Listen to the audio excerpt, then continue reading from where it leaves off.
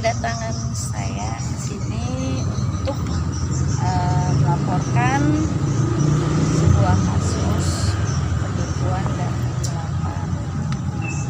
Untuk lebih lanjutnya mungkin pengacara saya mungkin bisa menjelaskan lebih lanjut seperti apa. Oke, teman-teman ya. Pada hari ini Senin tanggal 13 ya, Juli 2022, kami bersama klien saya datang ke Polsek Bekasi Selatan melaporkan seseorang wanita inisial PM ya, pekerjaan pengusaha dan wira swasta, atas dugaan tindak pidana penipuan dan penggelapan yang korbannya adalah klien saya, di mana kejadian ini terjadi pada bulan Februari 2022. Dan kasus ini kenapa kami laporkan, karena tidak ada itikat baik dari si terlapor ini untuk menyelesaikan kepada klien kami, walaupun kami dan klien saya sudah berupaya untuk memediasi, namun tidak ada tanggapan. Jenis penipuannya apa Bang? Bisnis, kontrak kerja atau seperti apa? Ya, jadi awalnya klien saya ini ditawarkan untuk kerjasama di bidang ya, investasi di properti ya, dan juga jual beli mobil.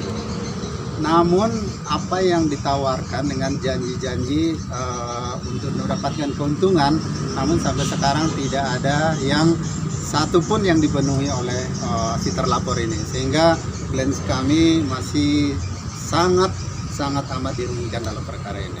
Nominalnya Mbak?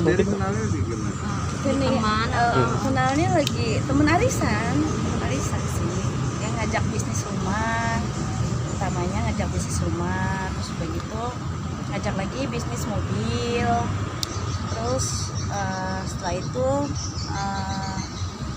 pakai uang arisan juga.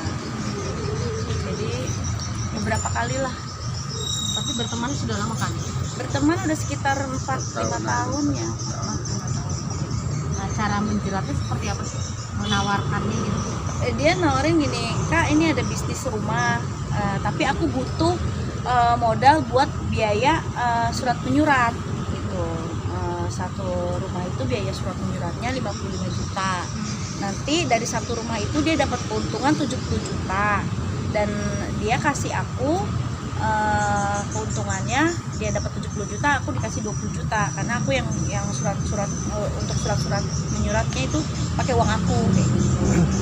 Kalau yang mobil, kalau bisnis mobilnya itu, jadi dia dana talangan, aku nalangin dulu mobil itu dari pembeli, terus udah gitu diambil, terus udah gitu ditaruh ke dealer, baru dia dapat duit. Jadi duit aku nanti dipulangin sama dia kayak gitu, berikut keuntungannya.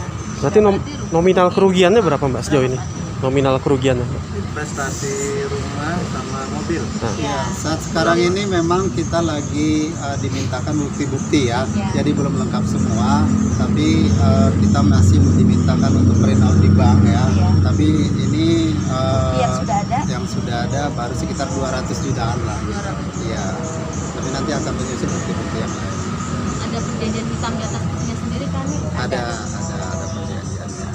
Sempat sebelum melaporkan ini sempat maksudnya jalan damai dulu mungkin atau seperti apa? Udah ya Bang, udah. Saya sempat mediasi ya, saya undang ke kantor dan saya pertemukan di kantor, tapi tidak ada ditemu. Dia hanya janji-janji. Jadi sejak saya tangani pun sama dengan sebelum saya tangani dia, sehingga klien saya sudah merasa bosan ya. Jadi bosan, sehingga ini adalah sebagai langkah untuk mempertanggungjawabkan perbuatannya. Pasal yang ditetapkan? Ya, pasal yang kita tetapkan, yang kita laporkan ini adalah pasal penipuan dan penggelapan, jadi pasal 372 dan 378. Ancaman hukumannya 5 tahun. Ya, bisa ditahan. Kalau Kak Andi sendiri inginnya seperti apa sih? Tadinya kan saya kasihan ya, kasihan karena temen, terus udah gitu juga dia punya anak, ya kan. Jadi ini Bang Arifin ini pengacara saya yang udah belasan tahun ya. Beliau tahu kan dulu kasus Sandi Tumiwa, beliau berjuang dan Sandi Tumiwa akhirnya masuk di penjara kan. Nah beliau ini yang menangani kasus-kasus saya, dan semuanya lancar gitu. Dan beliau selalu kalau memang bisa mediasi, beliau selalu menyarankan untuk mediasi kasus apapun.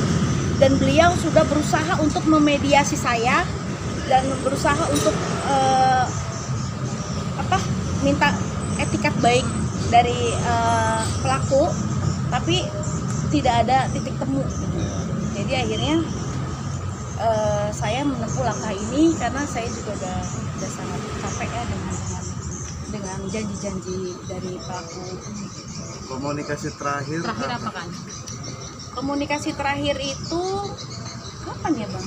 Iya, yang dia Yang di kantor pengacara. Di kantor pengacara. Waktu itu di kantor Abang. Kita Sekitar kapan tuh mulanya? tanggal 24 bulan Mei. Mei. Mei 24 ya. bulan Mei.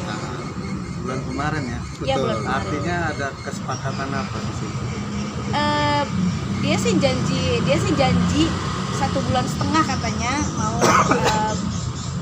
membayarkan uang saya. Cuma aku nggak yakin karena dari yang bulan 2 itu aja dia janji-janji terus sampai udah bulan 5 gitu loh. Jadi saya nggak yakin dan saya minta pengacara saya minta apa jaminannya kayak gitu kan, apa jaminan yang bisa kita pegang atau apa yang bisa kita pegang ya Ternyata untuk dia nggak bisa membuktikan apa yang kita bisa pegang. Maksudnya adakah dia mobilnya atau adakah dia rumahnya yang bisa kita pegang sebagai jaminan, itu tidak ada, tidak dikasih gitu. Jadi ya udah akhirnya memutuskan untuk melaporkan. Iya, dan ini juga untuk dengan terlapor ini karena khawatir akan memancing sehingga timbul pidana baru gitu. Saya hindarkan seperti itu karena dia berupaya untuk memancing supaya ada terjadi tindak pidana baru yang dilakukan oleh klien saya melalui undang-undang ITE, misalnya pencemaran nama baik. Lebih baik kita lapor polisi dan dipertanggungjawabkan Ya, gitu. itu aja. Kalau untuk sama dia yang pertama, Oke. sama dia yang pertama. Kalau sebelumnya saya bisnis sama yang lain lancar-lancar aja, nggak pernah ada kayak gini. Dan ternyata dia memang mungkin banyak melakukan hal seperti ini kepada yang lain kayak gitu. Dan banyak juga teman-teman yang telepon saya yang sudah kena kasus yang sama Dengan dia